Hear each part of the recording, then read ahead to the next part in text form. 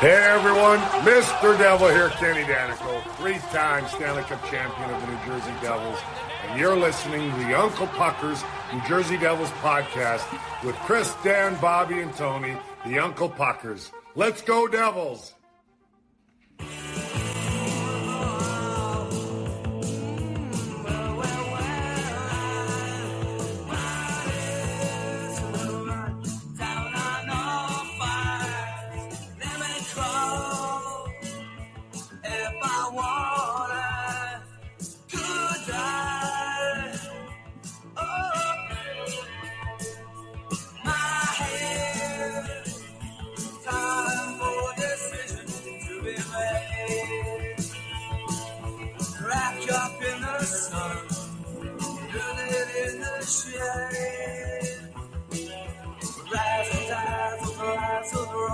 Time for this one to come home.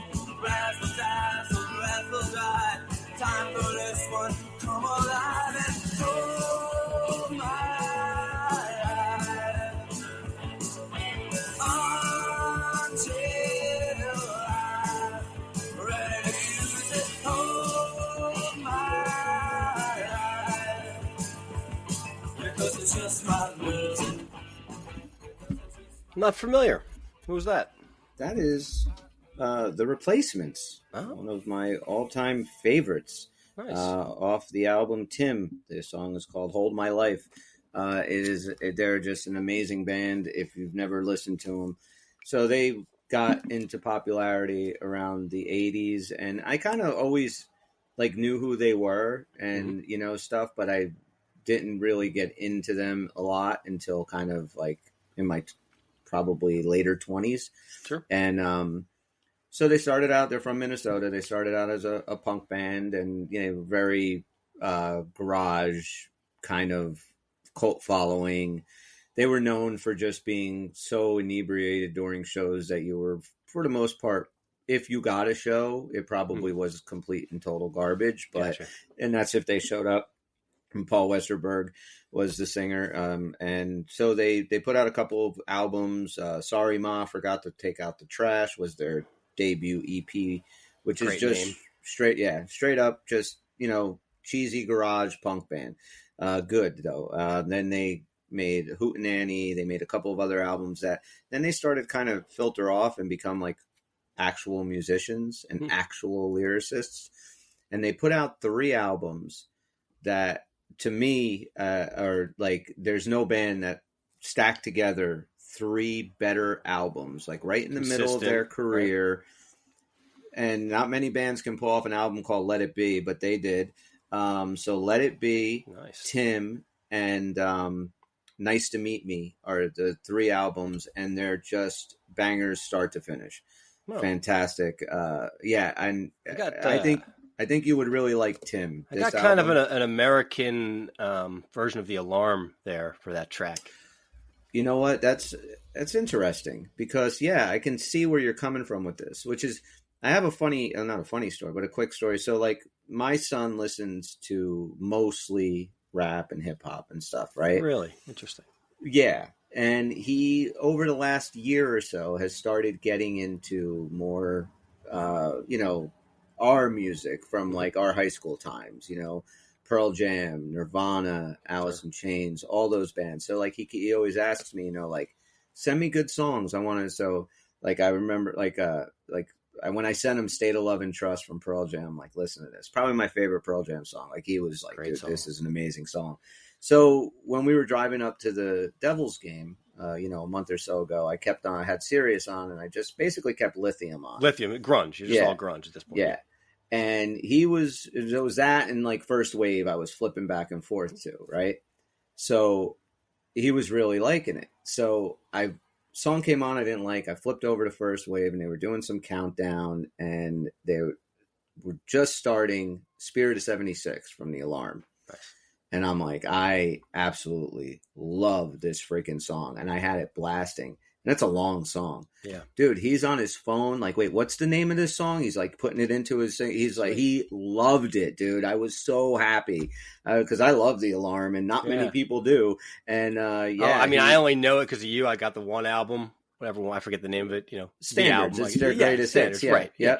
And I still listen to it to this day. I had it on the other day at work. That's a great album. And There's I don't so many really, good I don't really songs. do like the British sound punk thing. I don't, but yet I like the Alarm. I think that just really means that if I was exposed to more of it, I'd probably enjoy it too. Yeah. I just don't grab it. But I mean, there's speaking of a lot grunge, man, how lucky were we to grow up in that era compared to like auto tune and whatever they do now? Like, I don't agree. know. Like to me, maybe I guess every generation says that, but I that completely music agree. is awesome. Now, before we get into hockey, we're the Uncle Puckers, by the way, Chris and Bobby. Dan says he's joining us freshly off of a brand new hip that he had put in today. So, yeah, that'll be interesting if he gets on. Do not judge our demographic. But so like when we were born, like we're born mid-70s, right? So we are young, like adolescents in the 80s, right? So like we were right in the middle of like, the riding your bike out all the time outside. They're just, no phones and all the shit that you Street see lights, that was a real yeah, thing. the whole street lights, drinking out of the hose, Yep. the garden hose, like that whole, that was us, right? Yep. But do you consider yourself a child of the 80s or a child of the 90s? Because right when we get into high school, right, the decades flip. Mhm. And we are now like sophomore year, and all of a sudden, all these great bands and stuff are popping up, and all this other stuff. So, like, do you consider yourself a child of the '80s? Or before we get into that, hi Dan. Hey Dan, Hi, I'm a child of the 70s. you look like a child of the How do you feel, brother? I'm feeling all right. Not too bad. Not too bad. I got my new robot hip put in, so this morning. Yes. And you're on the Uncle yeah. Puckers. That's dedication. This is Yeah, This is, you know, He's a little it's loopy though because he huge thinks he's a child of the physical- 70s. Yeah, how it's a what huge they give you for physical the paint? thing to make this show, but I somehow managed to do it. I can Like, sit on my a lot ass. of Vicodin. No, they gave me perks, so I got those, but you could tell there must be pain because I feel nothing good. It's just blah. Yeah. Yep. Well, you're in pain. Well, Yeah, I it's guess nice so. that you joined us. We missed you. Yeah, it's great to be back. I missed a few of them in there. So I was just talking. I'm curious what you think. Like, because I was just saying, like, how we were kids in the 80s. We were kind of, Right. our formative years of being, outside all the time and just, riding our bikes all over town and all the other stuff. But then, like, when the 90s came, we were like right in high school starting. So do you consider yourself like growing up during the 80s or growing up during the 90s? Yeah, I know that's a tough one. I mean, you kind of do have, A little bit of both. 0 to 20 is like your formative years more than any other, I guess. Yeah. I mean, And so like you get, 10 in each. I'm Yeah, thinking- close to that. True. That's true. I went from 6 to 16 in the 80s. Yeah. Mhm. And then from 16 to 26 in the 90s. So, I mean, a child of, I'd have to say the 80s, but the 90s were definitely more of the formative years for sure. Yeah. Yeah. I mean, That really made me who I am. I Yeah, agree. That's true. I think that yeah. latter half matters more, Bob.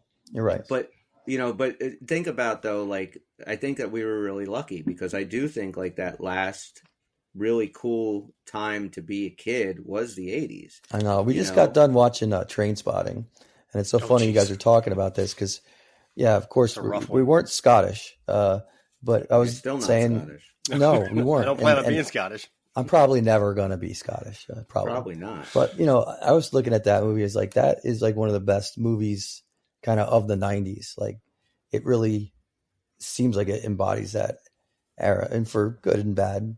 I don't know. It just, I feel like I identify way more with that than some of those 80s movies. They don't seem like they relate to me at all. Like, I get you that. I mean, other than the ones that we constantly talk about and quote on this show, like, that the group of, the Star Wars and the Indiana Jones and the Back to the Futures and the Goonies Well, and all that's the Ferris true. Bueller's That's and true. those movies that, kind of, but we also weren't watching like rated R movies and stuff. I remember those like, movies weren't about us. Yeah, the like, we had people in no those interest. movies, they were older kids, Mhm. remember maybe my- Goonies is the closest thing because it centered around little kids. Right. Most movies don't. And this is why I love Stranger Things so much, because it brings Yeah. me back to that time when, that was us, Mhm. riding your bike everywhere. Like I remember I gotta check that out. The weather was. You never watched Stranger Things? No. Oh boy, No, you're in for a treat. it's a lot of fun. But I you got to watch it. I'll put it on the binge. Yeah, sit down and bang out all 4 seasons. But I remember being. I think I was like 11 or 12, and one of our friends, Eric, I'll just say who he is, but his mom and his mom's boyfriend at the time took me and Eric, and there was somebody else with us to movies at the mall, the Ocean County Mall. And we were like 11. They took us to see Fatal Attraction. All right. Yeah. There you go. When you're 11 years old, like the last thing you are interested in is a goddamn movie like Fatal Attraction. Like I could not understand that. And like in the 90s, I think, okay, like, we were in high school, out of high school, early 20s, right? And so like that was probably, I would say, definitely a lot more influential in my life than the 80s. But I do miss the 80s. Sure. Yeah, just definitely. In that aspect. Like I would be home sitting in front of my TV, and my mom, like even the weather was nice, 9 o'clock in the morning, she would just come up, turn the TV off and say, go outside. Yeah. That was it. Go outside. But it didn't matter where I was going. Didn't matter. Just as long as I was home by 6 for dinner, that was it. And she just kicked me out every day. It really kind of was one of the last times that you could do that, I think, ever. We're not going to have that kind of childhood freedom anymore. No. It's Life 360 and everything. And then it's turned into right Black now. Mirror, See where the hell my son is. But exactly.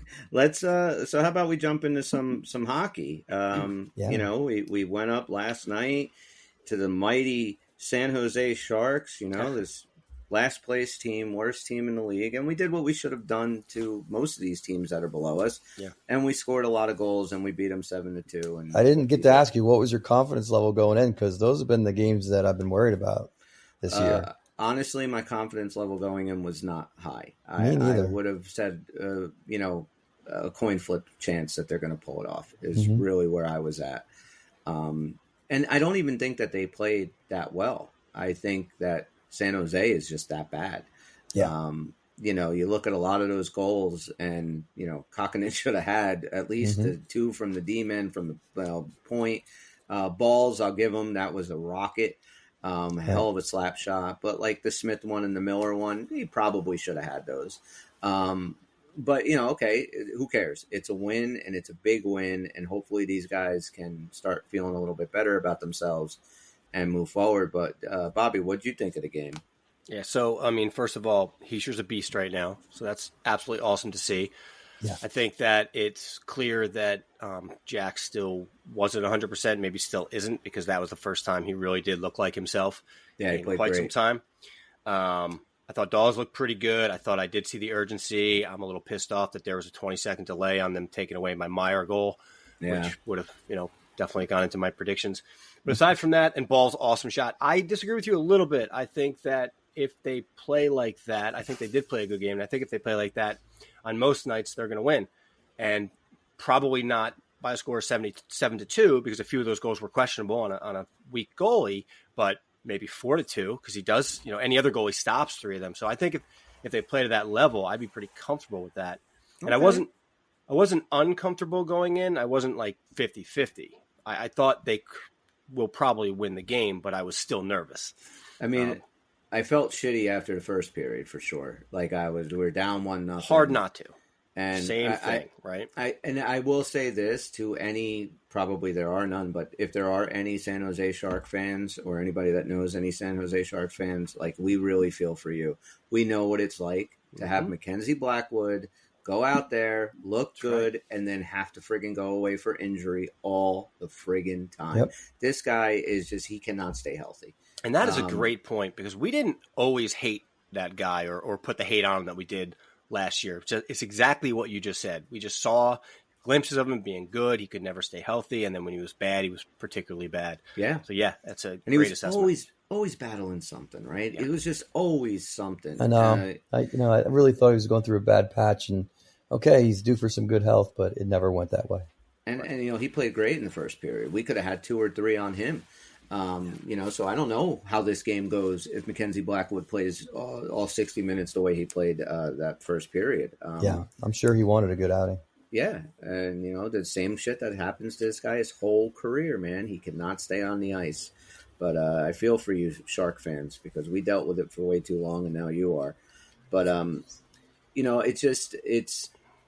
I'm super happy they got the win. They should win Friday night against the Ducks. And what I want to do here is kind of handicap the rest of this season. And let's see where we all think this team is going to end up. And now we don't have a crystal ball. And this is, just for fun and just for anybody that does listen to the show. When we say the words reckless speculation, understand that reckless speculation is just that.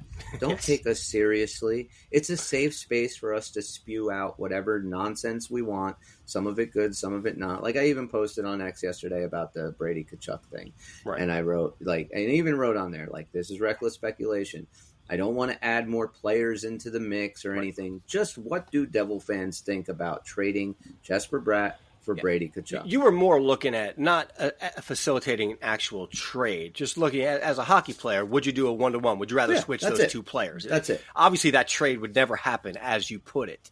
But just, are you in love with Bratt, or would you be willing to, take? And Brady so many Tkachuk? people were awesome and wrote, we'd love to have this move. I'd love to have Brady Tkachuk. But then you also had the ones that, well, it can't be Brad. It's got to be that. No, that's It's hard not to do that reckless because speculation. Right.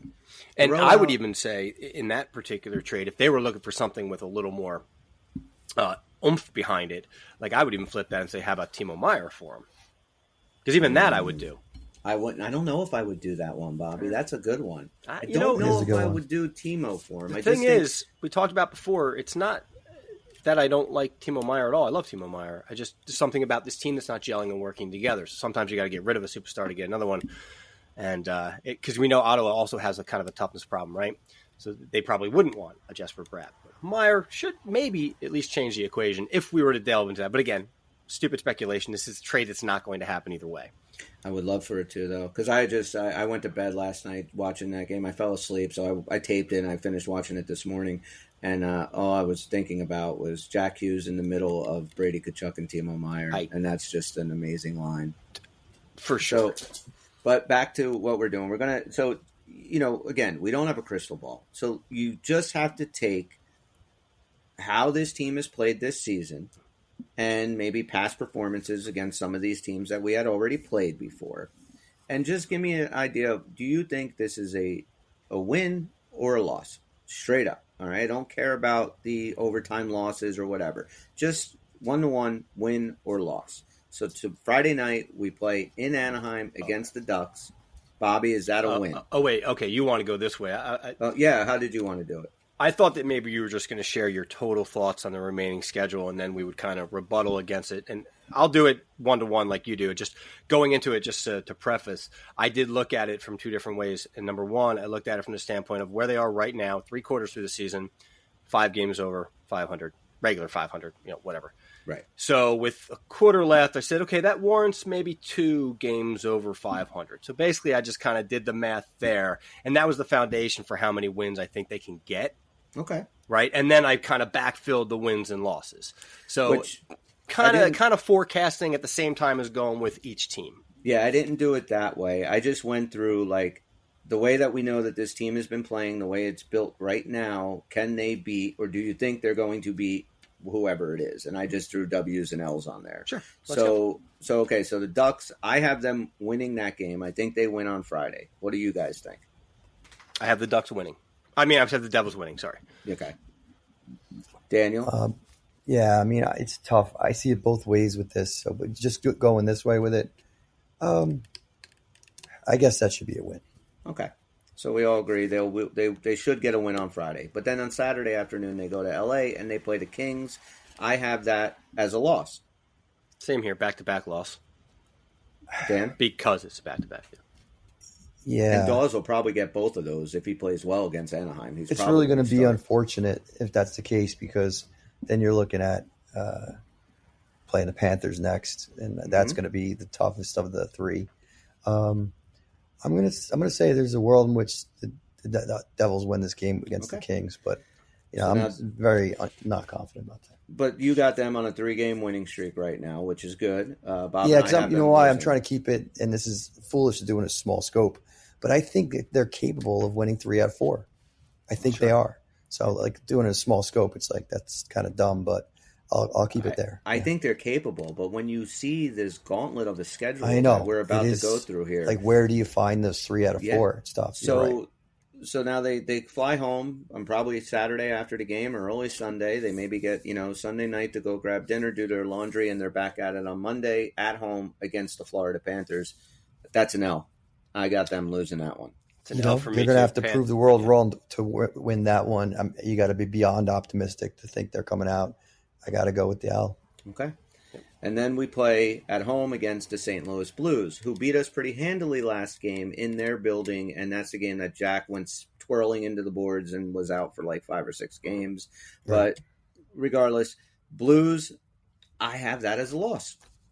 I've got a win for that game.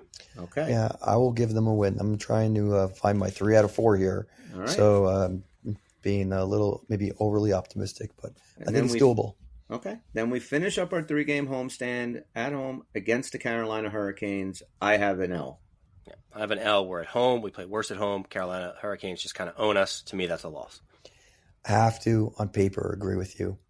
What a great way to, look at both those games, the Panthers and the Canes.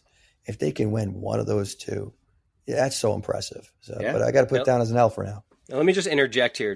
Please. So everyone knows where we're going with this. There's a probability that at least one of us is kind of going into the doom version of this with their picks.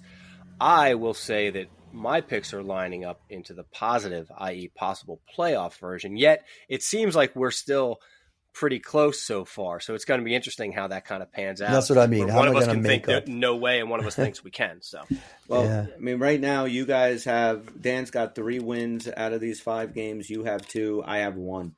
So I have them right now losing 4 in a row: Kings, Panthers, Blues, Hurricanes. Oh, and then we go to Madison Square Garden and play the Rangers.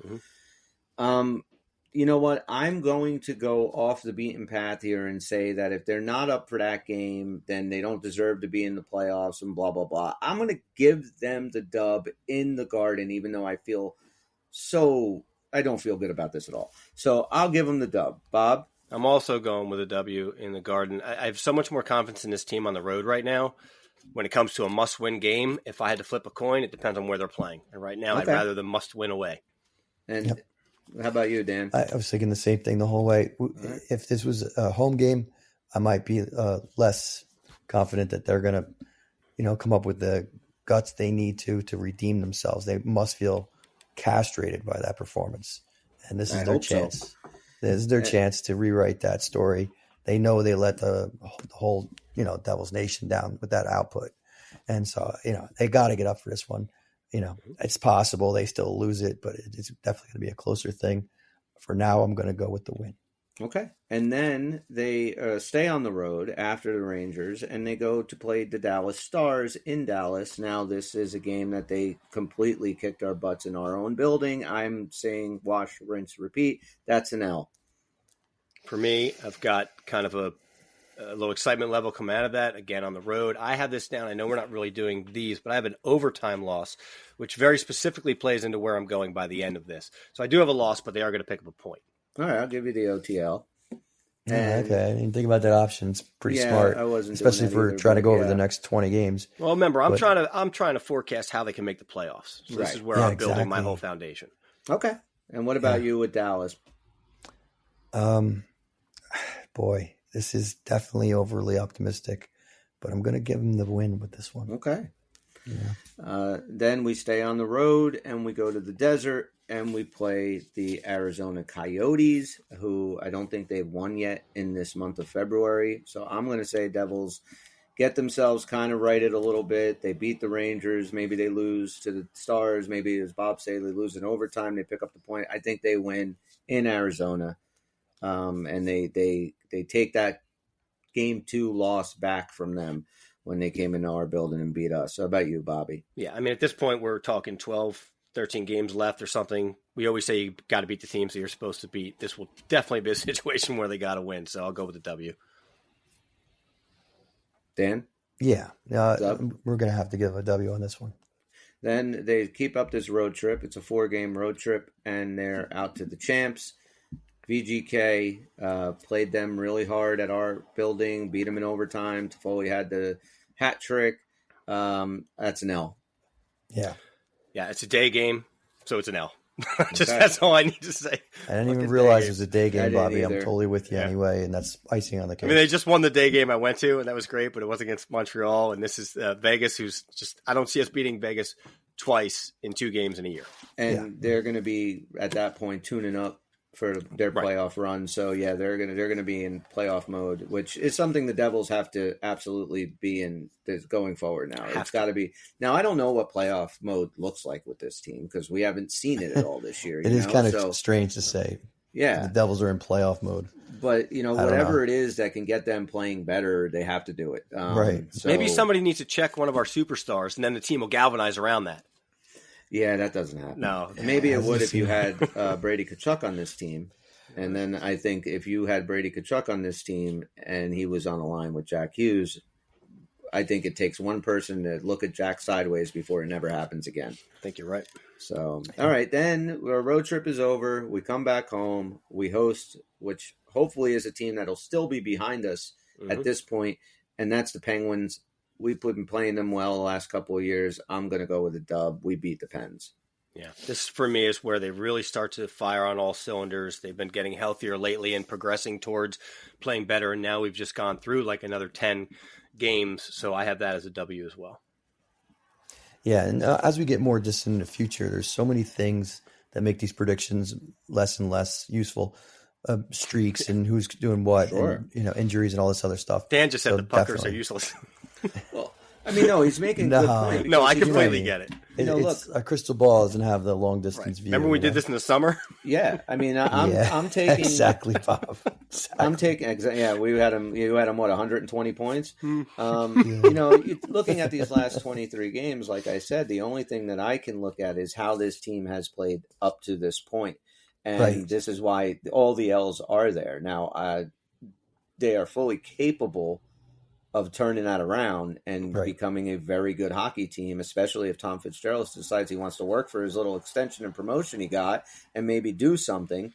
But regardless of that, I give him the win there. I think, any of these games can go the other way. I really believe that. But just with kind of like the ingredients that we've seen so far, I don't think we're making a playoff cake is all I'm saying. So no, I know what you mean. Cause you're looking at this and one way to do this too would be like, look at our record, look at the record of our opponents. And, we should beat the teams that we have a better record than, and then you might say, okay, but we're coming together, we're turning it on. So we'll weight it so that teams with, a slightly better record than us will beat consistently, and teams with a significantly better record we will still beat now and again. So like that would be putting us on an upswing, and that's how I'm trying to squeeze 3 out of 4 of this. But if I did the math, I don't know if I'm really gonna. Right, I'm with you too, Dan, because I'm looking at like when I said earlier about 5 games over 500 now. So that sounds pretty realistic. Because you got to look and say, if the worst is behind us, 75% of the season's been a shit sandwich, right? Shitty buns, real tasty patty in the middle. I mean, then it's logical that they can pull off something similar. Where do you eat? I know. Right? I don't want to. I'm not having today. I ate at the hockey rink watching the high school team. That's a shit. That explains it. Sandwich. Yeah, there were some 14-year-old with shit hands who made you some food. Dan, you got the Pens a dub there? Yes, for us. Okay, yes. And then we stay home. We have a little bit of a home stretch here. We have 3 games at home. The next game is against Connor Hellebuyck and the Winnipeg Jets. That's an L. That's a huge L for me. I think they're going to try hard, but they're not going to win that game. Where are you at, Dan? Yeah, I mean, yes, got to get him the L there. Yeah. All right. Then we play the Ottawa Senators at home. I'm giving them a dub against the Ottawa Senators. Yeah, me too. Yeah. The Brady-less Senators. No, just kidding. Yeah, but yeah, I'll give them the W on that. Dan, you going dub? Yes. And then we go to the Island, and we play the Islanders. I think the Devils are going to pull off a 2-game winning streak here, and they will win. They'll beat the Islanders, keep them below us. And that might be like the nail in the coffin for the Islanders in the playoff race. Well, we'll see what happens. But I got a dub there. Yeah, I would like that. I had the same theory with you. Like now it's time to kind of put them to bed, and we owe them a victory. So W for us. Daniel, Yes, sir. Same thing. can we call you a hipster now? Yeah. There was a nurse who made that joke. Oh, really? And, yeah. Oh man, I thought I was all original and funny. Listen, she had a lot of time to work on that. Then we go up to Toronto for the first time this year, and we play the Maple Leafs. Guy next to me didn't need that joke. Why was he? Need. Oh, Need. He had a need. All right. I'm waiting. Well, you can make jokes when I get my rotator cuff surgery, so Exactly. I don't know what you can do with that, but going to need that at some point. I will shoulder the load. Oh, I like it, Dan. Thank you. I got an L for Toronto. Yeah, I actually have an L for that one too. Just even though I like their away games, I've said a bunch of times. I think that one's just going to be a tough one for them to handle. I get it, but fuck Toronto, and I think we can do this one. All right. This is where I'm trying to get closer to my 3 out of 4 optimism. Well, then we go to Buffalo. I got them winning in Buffalo. I also have them winning in Buffalo. Yes. No disagreement. Another team to start to kind of put away there towards the end of the year. Yeah. Which, by the way, I've just put them on a 4-game winning streak, which is so optimistic. You have. And That's not crazy. only you put them on a 4-game winning streak, you have them 5, 6, 7, 8 out of 1, 2, 3, 4, 5, 6, 7, 8. You have 8 out of the next 10 wins. That's Okay. what you have from the This Ranger shows you game that drugs, down to the drugs can Buffalo make you game. optimistic. Yeah, I mean, if they did what you're saying they're going to do, I'd be very happy. So But he's then- got an 8 out of 10 scenario, yeah, which we haven't done yet this year. no. Well, yeah, no, we haven't. Yeah, that's 4 out of 5. Then he has That's- 4 in a row here, and then. And by the way, it's going to go up because look at the next game. Yeah, Right. that's what I was going to say. This might be that nail in the coffin game for the Pittsburgh Penguins. They're coming to our building. I got a dub there. I have a dub as well. And Dan, you're going keeping it strong, 5 in a row. It All sounds right. ridiculous. If I'll be honest though, in the stretch, I wouldn't be surprised if they dropped one of those ones they should win. But I will have to go with the odds here and say yes, they're going to win. And then we go back to the Garden for the last game of the year against the Rangers. I got an L. So I have an L also. It's another back-to-back, second half of a back-to-back. And I did have the win against them earlier. Right. And I just don't see us like outpacing them that much. So an L. I'm going to take a page out of Bobby's book and do the OTL. Okay. And then we are on the road for our second to last. We're down to the final 4, our second to last away game, and it's in Ottawa. I still think we can beat them. Again, I'm giving them a dub. Me too. Yeah, and in my rosy scenario, I don't mind going turbocharged here because think about it. If they've gotten this far above average win streak, they are now fighting for playoff positioning. Right. And they're going to Your logic actually becomes better suited as you get further into your picks. Yeah, if it's crazy, it becomes less crazy to stay crazier. Yeah. And then we are home against the Predators. I know we beat them in their building. I just think they're going to be fighting for a playoff spot. We're going to be fighting for a playoff spot. It's at home. I'm going to give them the L. Yeah, I'm going opposite this time. I think we're ready to stretch another win out. We'll take the W. All right. Boy, I got way too many wins. I somehow I have them vying for first place, I think, or something. We'll see where you're at. I'm gonna go with the win. All right.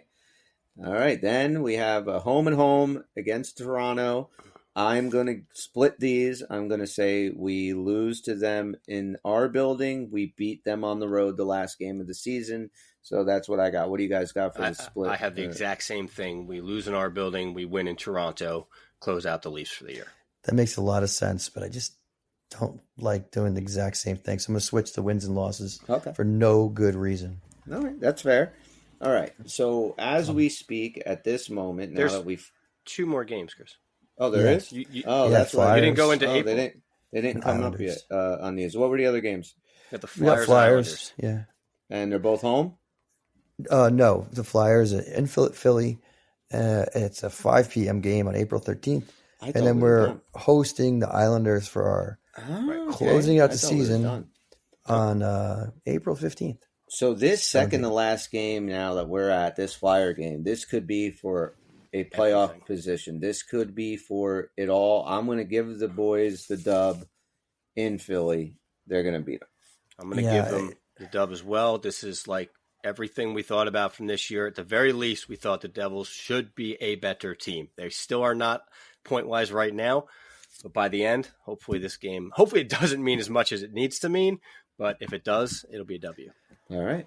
I think it does, and I think, don't underestimate how the Flyers will be, working hard for that spot and have had a great season and are at home and remember the Stadium Series, but fuck them, we're going to get the win. All right. And the last game of the season against the Islanders at home, I think we finished that up strong. We beat the Islanders.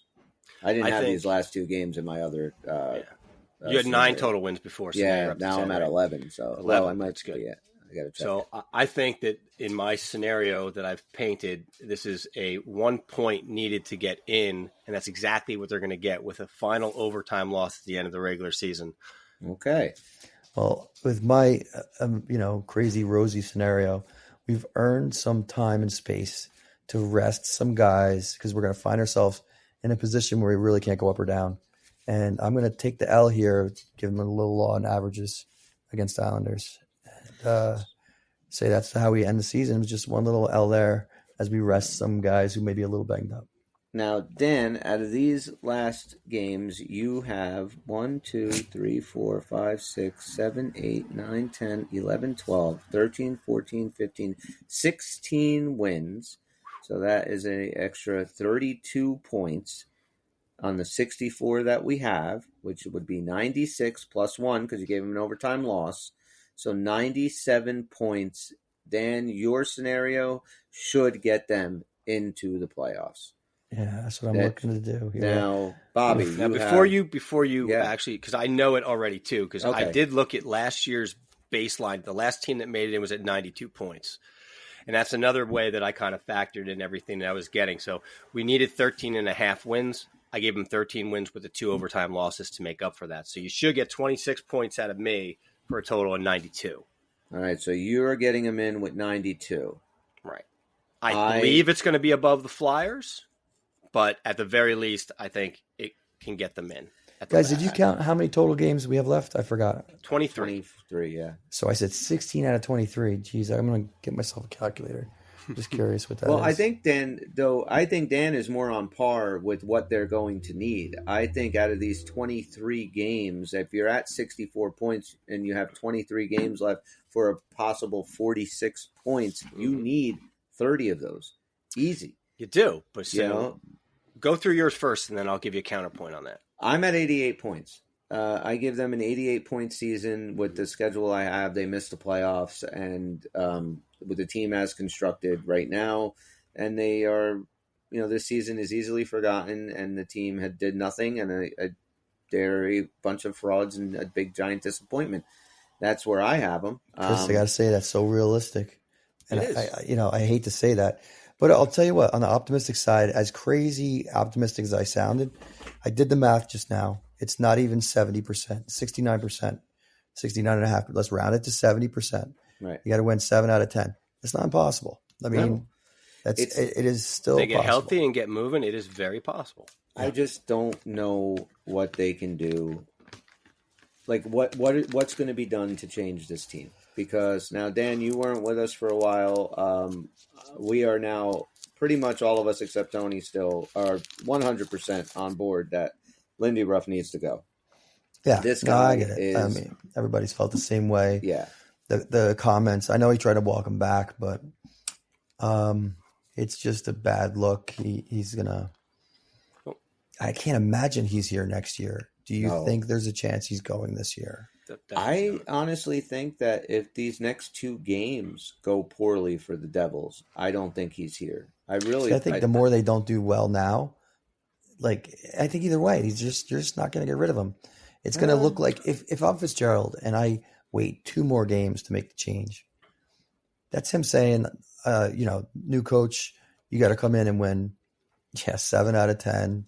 And I think this team's definitely got that. I do think it's more likely than not that he will manage to hold on to his job until the end of the year. I actually think with each passing day, letting him go becomes less logical.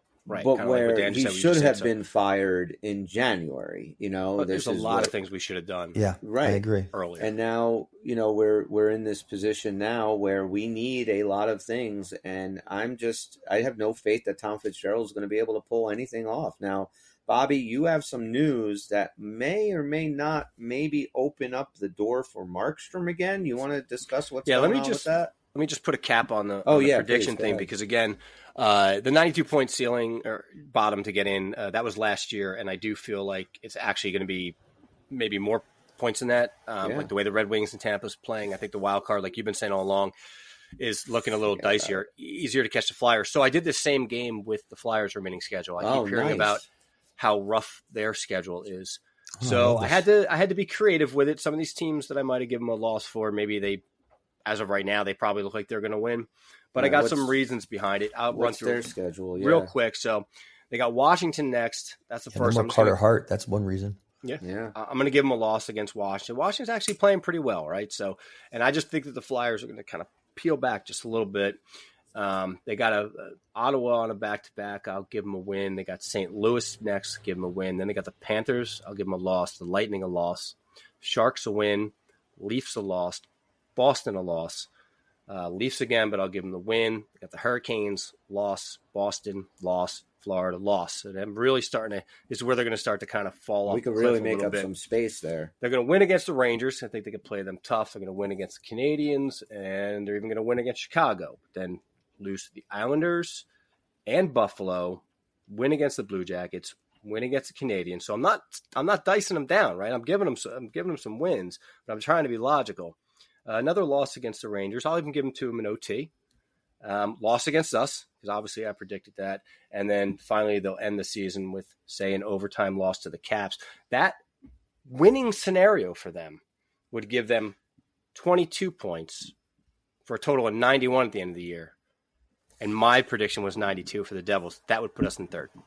That's a very dramatic photo finish you've created there, Bob. Yes. I love it. I like it, and I think it is going to be a photo finish. Well, at least it should be if the Devils make up this ground. But I've said it a long time, and I honestly do not even look at the wild card standings. This team should not even be looking to see what Toronto or Tampa Bay is doing, or Detroit's doing, or any of these other. Have one team in your sights. That's the Flyers. That's your ticket to the playoffs. You have to make up the 7 points, and you have to knock them out. That's the way. I never thought we were going to be in this. And the shitty thing is about the way the NHL likes to line us up now. In this scenario, I have us playing to 92 points and being above the wild card point standings. Like the Red Wings are going to get in with like 97, 98, and we can potentially get in with 92 just by being third. So, none of this, it doesn't mean every single game is going to come out, but it just shows a few different scenarios between the three of us.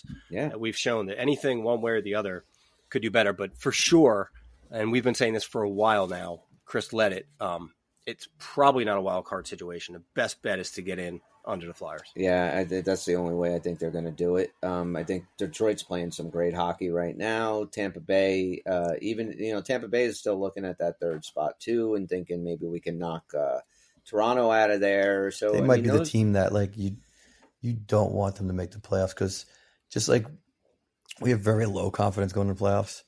You throw Tampa and they could do anything. You never know which way they're going to go. And look, if the Devils get their goaltending situation right and they get themselves a solid defenseman and, possibly Dougie Hamilton even coming back. But if Fitzgerald makes those moves and gets a true number one goalie in here, I think if we match up first round against the Hurricanes and they do not take care of they stand pat in their goalie search, I think we have the advantage. I think we can beat them in the first round. I think that even without the goalie change, I think there is a world in which Dawes does this, where Dawes can pull off the necessary performances to get us even my rosy scenario. I think it's possible. I think he's got it. I know he didn't have the best game against the Rangers, but he was. That's fine, that game, because there was no one was going to win that game for him. Right. So I think there's definitely some people out there that would hear this and think maybe it's ludicrous to think that we can beat the Canes in a playoff series, but you'd have to understand where we're coming from. We're coming from a standpoint of what we just predicted, that the Devils are now going to outplay the way they've played fighting for a playoff. So they're going to come in a different team. We're not saying Devils as they are today can beat Carolina in a playoff series. We're saying if this lines up the way it should, then it's a different scenario going into the playoffs. If they can knock Philly out, and because to do that, they have to be playing this playoff style, their best. They would, hockey. by definition, have to be. For the next 2 months, they've got to play their best hockey to even get in. So once that puck drops for game 1 of the first round, this team should be battle ready, battle tested, and they should be ready to go. And I hope fans see that, because I get it. Dude, I mean, all over everything I saw, we're done. And I get it. I feel that. I see that is a realistic scenario that we're done. But listen, we've had shows where we said the same thing. Yeah. We are not done yet, and there is a chance that they have a real future. And that's the craziness, despite, like we said, how bad they've played. The window is right there. Yeah. The fact that they are still in striking distance, that they can make the playoffs, is crazy with how up and down, inconsistent, piss poor this team has played a lot of the time. Yeah, but the stars do have to align. Yeah, and they got to wake up. If they go, I'm gonna feel much better if we win the next 2. Okay, they can go into Anaheim, beat a team that you should beat, and do it the way we did maybe against the Sharks, and we beat them by a couple goals, where this isn't a biting our nails down to the wire with 5 minutes left in the third and hope that we pull a rabbit out of our ass. I'm saying beat them handily, and then we go and beat the Kings, which is a team that maybe we shouldn't beat on a back-to-back. That would be I crazy. will feel much better. And then if they can somehow pull off a win against the Panthers, I think that would change this team's psyche. Well, that 100%. 4 in a row, beating. It would change my lineup to almost now filter into what Dan said, just by winning that much in the beginning of that set. Yeah. So there's a whole bunch of different scenarios. This 5-game stretch here, I think, is one of the most important stretches, and that's after Friday night's game, and that's the Kings, the Panthers, the Blues, the Canes, the Rangers. That 5-game stretch against the Rangers, the Canes, the Panthers, and the Kings are all really good teams, with the Blues, who are fighting for a playoff spot and on the bubble right now, so it's not like they're going to be pushovers. But those 5 games, I think that's going to be telling of what the rest of the season does. And I'm really aware that, like, I don't know about you guys, when I see that, there's a chance of a snowstorm next Tuesday, something really, if it's not 2 or 3 days away, I'm not even going to give a shit about it. Right. So we realize there's a worthlessness baked in here. But unlike the weather, absolutely, there's a lot at stake here and a lot more fun. And it's a lot more exciting to dream the dream, see what's going to happen, how it's going to shake down. And you start envisioning what that team looks like. That gets exciting. It's all there. So, it's all right there. And all they have to do is put it together. Yeah. And all this is for naught. If they go into Anaheim Friday and lose, I will lose my shit. I don't know if I could take another loss to a team that bad when this is what we're trying to do. Yeah. And if they do lose to the Ducks, then I honestly think it's over. Then it's just you just can't keep giving away points, and that's what it comes down to. Because the good teams are just, you play that way against these good teams, we see what happens. They're 5-1, 4-1, 6-2. Let's face it, guys. I was the most optimistic out of all of us, right? Yes. So let me just tell you, if I you're want to also say, high as if I a want to kite be right now. Yeah, that's right. I got a lot of reasons to. If I was to keep with this optimism, right, it would be, hold on a second. I would have to say, let's say we lost every goddamn game up until March 16th against the Coyotes, I'd have to turn around and say, guys, this is it. We're running 16 in a row. And then you could tell me to go fuck myself. That's cool. Yeah, I would say go fuck yourself then. Exactly. They can't do that. So let's hope that doesn't happen. I do want to jump into the news that came out of Calgary today. But before that, I'm just going to say a little shout out to our DraftKings sponsor here. Oh, did anybody see the SNL no. this Saturday? No. They got a great DraftKings-esque spoof on there. Oh, yeah? See. It was hilarious. I gotta send it to you guys. All right, I'm gonna check it Sorry. out. No, it's I want to hear it because maybe we'll just play that instead of this. Oh yeah. We know hockey games move fast, but with DraftKings Sportsbook, an official sports betting partner of the NHL, you can score faster than anything happening on the ice. And this week, new customers can bet $5 and get $200 instantly in bonus bets. Download the DraftKings Sportsbook app now, and with code THPN, and new customers bet just $5 on the NHL and get $200 instantly in bonus bets. Only on DraftKings Sportsbook with code THPN. The crown is yours. Gambling problem, call 1-800-GAMBLER or visit www.1800gambler.net. In New York, call 877-8-HOPE-NY or text HOPE-NY. In Connecticut, help is available for problem gambling. Call 888-789-7777 or visit ccpg.org. Please play responsibly.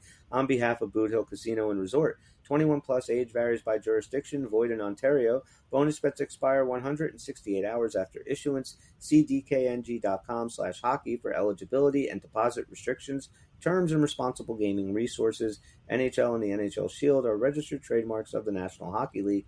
Copyright NHL 2024, all rights reserved. Now, Bob, Yes. you have some news. I do. I didn't hear about this, so please. I just saw it right before we came on. I don't have any additional updates, which Is makes there it going to be a rodeo in Calgary? more fun to speculate. The Stampeders. Basically, what happened is the Devils helped facilitate a trade between Calgary and Dallas to send Tanev to Dallas. In doing so, we are retaining, I believe, 50% of Tanev's remaining salary this year, which is 1-point-something million. And we gave up a goalie, Cole Bradley, from like the 2009. He was picked like 127th. And I forget who Calgary gets back. But basically, Dallas gets Tanev, and we jumped in to help them by retaining the salary. To this point, that's all That's nice. it is. It's a financial move. So my question is this playing nice with Calgary for a reason? We know that they had a hang-up before about retaining salary, and now we've literally saved their ass on a trade. So I just wanted to open it up, wildly speculating, of course. Could this be something that sweetens the deal and the understanding between possibly reopening the Markstrom trade? And more importantly, what about Hanifin? And are the Devils really ready to pull like a big deal? I think a lot of people at this point would probably say, oh my God, you know what? It's too late, right? We should have got the goaltender before. How many wins can that goaltender help us get now at the end of the year? Even though he does set us up for a couple years, maybe while Dawes seasons or somebody else. But if they're really playing nicey nice, what about? Like, does this happen? That is this just somebody doing somebody a solid here? You don't just do a solid. You do it now. We did get. I think we got a pick too. We got Dallas's like 4th or 5th round pick in 2026. So it's nothing great. It is a pick for money, right? I think it's a 4th round pick in 2026. So it's a pick for money. So that's not useless, but that's just kind of the thing you got to throw in there. Seems like the minimum you have to do because otherwise we're just paying their bill. Well, Exactly. yeah, I mean, answer me this. Does this make any sense if there's not something else Imminent in the pipeline trade. here? Yeah, like to me that doesn't make any sense. Well, It's just think something about it you like do to this. get to the floor. You don't do it when you're a competing team. If with high Calgary expectations. has a problem retaining money in any other deals, and now we've just retained money for them, we've taken that off their books, which would Right. mean maybe now we can work out a deal that says, more of a straight swap or however the money that Calgary needs it to work out. Wow. It's interesting. It definitely is interesting. Now, you mentioned Hanifin and Markstrom. I mean, yeah, in a perfect world, you pull off a big trade and get both of those guys Sure. in here. Especially, this is the other thing. Like, this is where Tom Fitzgerald needs to act now. He really cannot wait till the 8th of Looks March. like he is. I know, That's which crazy. is only a week away, but still, like there's too many games there that I think you have to act ASAP. Last I heard, Noah Hanifin rather was wanted to go to Tampa. That's the last I heard. Now he is in the UFA, so if he comes, he might just say thanks for everything. Jersey's cool. I'm going to go test my worth on the free agency market, and he's gone. So I don't know what you're willing to really give up for him. So if that's part of the deal, it doesn't look like that would be a safe bet to be the only part of the deal. So Right. that really signals Markstrom. It does, right? But we still I have. mean, yeah, because otherwise, $9 I million. mean, you're going for a Ufa who said he really doesn't want to be with you after this year. Clearly a rental, and you're gonna.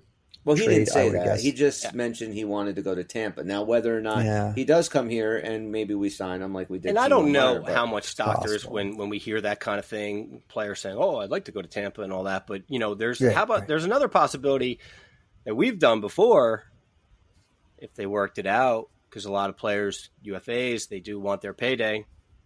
Be a sign and trade. Yeah. Maybe that's in the works. Maybe they're like, "Hey, be. we're working on a 7-year deal. You guys sign them. I don't know. I'm just saying, I don't see why, Fitz would jump in and do This this. is He's not such doing this for a great, 4th round reckless pick. speculation. I fucking love it. I Right? love it. So in Some your wild world, shit. Bobby, Mm. Calgary is going to announce a extension for Noah Hannafin in a sign and trade him and Markstrom to New Jersey. I freaking For- love it. I Or don't. what? I don't Have it know. both I don't know for about the term. last part. I Hey, don't know you about went the this last far. part. Give me the giveaway. But if Who we- okay, What are we Gotta giving be away? I Brad. think I even Who put else? one of my predictions with that the Markstrom trade would happen this week. Right? You So, did say that. Holy I did shit. say that. Right? Wow, Bobby's So looking like a genius. that's the key part of the trade. I don't know about the sign and trade with Hannafin, but okay, let's just say. Bobby, all right, call that now, and we will give you. If you nail this trade today, Bobby. you win the whole game. Not just you. Tony will lick your asshole. clean. Yeah, oh yeah. If he's going to do that anyway, It's like the as soon as you 90s. get him a plane ticket to the U.S., he's right on your hole. Yeah, he's all over your little balloon This knot. a trade like that would have to be. I mean, I still think one of our goaltenders has to go the other way. I think it's definitely Holtz. I think it's definitely a high AHL player, probably like a KC or something like that. I think it's still another pick, probably a 1st-round pick. Okay, And then since we're getting a sorry, I D-man, we'll missed give him a this. D-man Did too. you say Brat? Or you? No, he didn't. Oh, No, so you Holtz. think that the biggest name on the roster we're losing right now is Holtz? On the for the roster? No, Vanacek, maybe Dawes. Vanacek, Holtz, gotcha. Casey down below, a 1st-round pick. And I Okay. think defense, they need somebody too, maybe Pataka or somebody, that he was a solid. I'd rather prospect. send him Siegenthaler. I would too, but I don't know if they're going to Yeah. take that. If they have a Yeah. money problem, why are they going to take the $4 million player? They want to rebuild. Well, let me point, man. ask you a It's question doable. because I know like there are a lot of people that think that a guy like Jesper Bratt is untouchable, and I think that Jesper Bratt going in a trade that doesn't give us both guys for term is crazy. But let's say that your sign and trade craziness came to be, right? Yeah. And now you have Noah Hannafin on, let's say, 5 years. You have Markstrom for the next 2. Do you put Bratt in there, or even better, if you have Noah Hannafin for, let's say, 5 years, do you part with Shimon Nemec? That's interesting. No. You I say can't. no I don't think that's a wise move. for Noah Hannafin. I mean, essentially, you're getting Noah Hannafin for 4 or 5 years. It would really depend on what else we gave up. I don't know. I not have my been on first record defenseman to as get rid saying of. between Luke and Nemec, I honestly don't know who's going to be the better NHL player for the rest of his career. I can tell you who that's going to be. It's Luke Hughes. Right. I did concede to that eventually that I do think Luke will ultimately be the better guy. I just saw that stat today. The second time in 10 days he was like the fastest skating defenseman. And, Oh, really? yeah, like the kid is unbelievable. But Nemec, I don't know. You just don't find guys like that. So I wouldn't do it. It wouldn't be my first move, but I don't know if my feet were to the fire. I don't know if I wouldn't pull the trigger on that. If it was, like you said, a sign and trade that gave us term on Hannafin and we have Jacob Markstrom, I think I might do that. I would probably do a Bratt and a Holt, throw in a defenseman like of their choice other than Nemec. Even like and Luke. Ball, I hate to get rid of Ball because he's got a unique role he fills. But Ball or Nemec, come on. Really? Because I see where you're going, but I love at the Ball, same time, I but- look at how Ball's been playing these last few weeks, and you can kind of see that this guy's ceiling, it might be a lot higher than we thought it was. Yeah. And he could be like a mini Chara or something. Yeah, maybe he can be that type of player. So I mean, look, I if in a perfect world, I want Nemec and Hughes and Ball together for the next 10 years. But I also think that we have enough to give away. I think that it doesn't have to be a Nemec. I wouldn't want to, but I would have to really think if that was like the main sticking point. I think I'd be if I was Fitzgerald over that, I'd be losing sleep because that's a tough one. I mean, if that's the only part of the defensive component that you have to do, so forget about the other halves of the goaltender and all. Like, if you do the sign and trade for Hanifin, you just got to give us Nemec, and then the goaltender trade its own thing, which is a easier trade in a way. You know what I mean? Yeah, it's a Holtz, it's Vanacek, it's a first. But you can have as many prospects as you want. I don't give a shit. We're loaded. Then maybe, and it'd be one of those things where I'd probably hate it. But if we're lifting the cup in 2 or 3 years, I'm gonna remember. Oh yeah, we had that guy for a while. I don't know. What about you, Dan? I am with you, Chris. This is a tough one to do. It is really tough. Let's say the whole deal, including Markstrom, is on the line for this. Yeah. I think you got to do it. Yeah, it's tough, I think right? you got it. If they held you to it, like, no, we don't. We want Nemec. Yeah. I think you got to do it. And to be honest, it's gonna hurt, but how do you not do it unless you really think we got really no shot this year and it's not a sign and trade. So we're talking, then that goes out the window. You can't.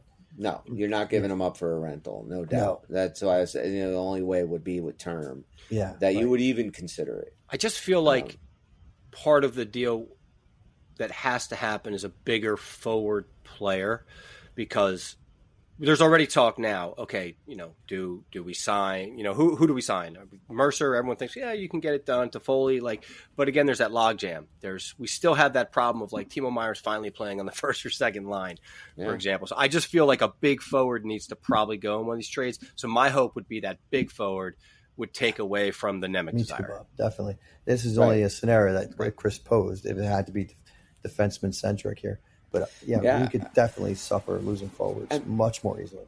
Yeah, and I mean, it definitely feels like something is imminent. You don't do this for just because, like you said, being a nice guy. You're running a hockey team to try and he's win been a nothing Cup. short of brilliant. I mean, so that would be is a fourth round pick 2 years from now worth $1.2 million? I don't think so. No, I mean that's a lot of money. And look, you could have found any partner to dance with you on that. You were looking a team to retain $1.2 million for a fourth round pick in 2 years. A lot of teams would take that. Yeah. Why was it us? Why did New Jersey jump in and do this? I'm going to be very excited to get back on X and see if there's any updates or what people are saying now, because I'm sure our fan base is eating it up. That's interesting. I didn't even see that today. It can't mean nothing. That's all I'm saying. Right. No. I agree with you on that. Doesn't make sense. So, maybe tomorrow will be the day, and it's we hear it. All right, so I'm on X now. Let's see. So, there are a couple of things here. Chris Tanev, Devils Legend, February 28th, 2024, 8:30 p.m. to 8:35 p.m. I like that. Brilliant. So, I guess we... what's this one? I can't believe how ignorant of the law the mass public is. This is about Richard Nixon. What the shit? Oh, Does Chris Tanev get a complimentary everything bagel for his service for the Devils? I can't believe I'm saying this, but Blues, please win for Jordan. And no one cares about that. The Devils sit 5 points back of a playoff spot in the East. Their next few games, no, that's nothing. It's just trying to check out the stuff on that. So apparently they traded Tanev to us. They did they did with Jonathan Quick last year with Columbus. That was great, and they put it on their website. Thanks for all your service. Sure. So we did get Tanev. We were right all year. We got him. Yeah, we did get him. Yeah, that's it. Fitzgerald's like, I heard you guys wanted this guy, so I did it. Now shut the fuck up. Are they really making a Naked Gun reboot with Liam Neeson? Apparently they are. Only if OJ's in it. Well, let's see. Yeah, it's only $1.125 million. It doesn't say anything else. I'm going through here. I really don't see too much on here, but I mean, it doesn't make any sense unless we're missing something. No, I really just think it's a scratch your back, scratch my back situation, and not that they're going to make an uneven trade out of it. but it really Right. just opens up it's dialogue between two GMs that want to make something happen. Yeah, yeah, Mhm. and it's the olive branch. If the deal was poo-pooed when Calgary came here, which it looked like they were real close to making it, and then Tom Fitzgerald didn't pull the trigger, and Markstrom okayed coming here. So that's that to me would have been the hardest part, in my opinion, like going into this. Mhm. Like Markstrom's never going to want to come here, but he does. So man, if they pulled that off, could you imagine? If they pulled that off, and when we come back here on Monday to play the Panthers, Jacob Markstrom is in net for the Devils. I'll change that to a Maybe win. something else. Holy shit. I mean, if that doesn't get this team fired up, then nothing will. Yeah. But last night was at least a good step in the right direction, man, because there were too many games this year where we lose that 4-3, and we play terribly. Like, it was just great seeing, because it seemed like everything they were shooting last night was going in, which was awesome. I mean, how many times this year they scored 7 goals? Not many. No. Maybe Yeah, No, I one other think, time, I would guess. We got once, and maybe was there an 8? No, not No, even. I don't think so this year. I was really hoping for 10 Maybe twice. yesterday. I was like, oh man, they're going to keep on going here. Let's get 10. But they let you down. They always let me down. Bunch of fucking Down. slackers. So, anything else that you boys want to touch on tonight? That does it, man. That's That was it. fun. It's so nice having you back, Dan. Yeah, me too. I'm super happy to be here tonight. So, where are you doing this podcast? Because you're all quiet and you look like you're in a closet. No, I'm actually in the living room. It's like all chill, the lights out. Everybody's sleeping. They're they're- up and about, Right. but it's all quiet right now. Everybody's in their rooms. How long was the surgery, Dan? I think they only had me actually cut open start to finish like an hour and 20 minutes or something. But you go there and crazy. it takes a while to get going. I know, right? It took them forever to weed whack the hair off me. You didn't And, shave first? They tell you not to, believe it or Really? not. Fuck Yeah, that. they thought I was going to fuck it up. I shave anyway, Um, so. And no, that was really quick. And then really just coming out of anesthesia. and I shit. hate coming out of anesthesia. This It's wasn't the too most bad. Uncomfortable, Ugh. like horrible feeling for me. Yeah. I don't do Just well. sick I forever. did me ask too. them for my parts. I wanted to make Did a they give shift them to you? knob, or maybe have a dual Make a use. Make shift it, knob out of the ball joint. oh, that would have been the best. I put it in my car. That'd be fucking awesome. I already got a white shift knob on that thing, and that would be so cool. But no, they didn't do it. I think it's wrong. I think it's wrong too. Maybe we can go and jump something's into wrong with the medical their industry. garbage or their medical waste and try and find your. That's ball what I was joint. saying. I was saying to my brothers, like, do you want to do me a favor? Because they were asking me, go get my femur. I don't want it.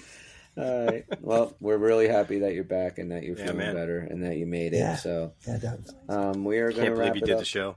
No, it's awesome. Crazy son of a bitch. Listen, Yeah, Uncle I actually Puckers, feel totally normal. this It's weird. is what Dan brings to Gotta- this show.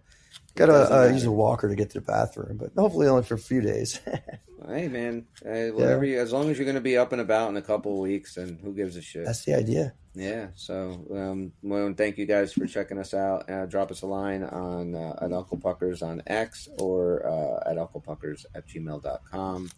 Wherever you're listening to us, a positive review, 5-star rating, a like, a subscription, a download goes a long way to help us promote this little show of ours. For Dan and Bobby, I'm Chris. We're the Uncle Puckers, and we'll see you when we see you. And we're gonna have to forego our outro tonight. So All right. yeah. So Puckers everybody- out. Extra bye-byes. There you Bye-byes. go. Bye bye. Later, skater.